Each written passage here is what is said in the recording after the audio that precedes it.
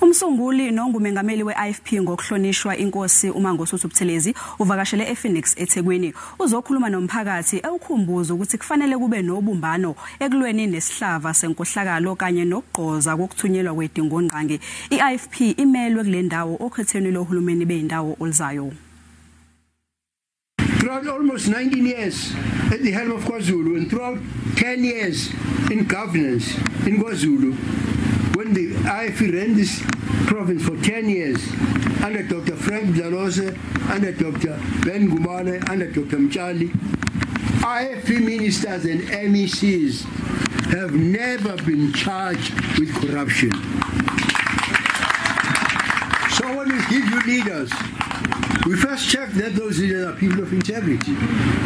Because giving you honest leaders is far more important than giving positions to comrades, to people within our party, because they are comrades.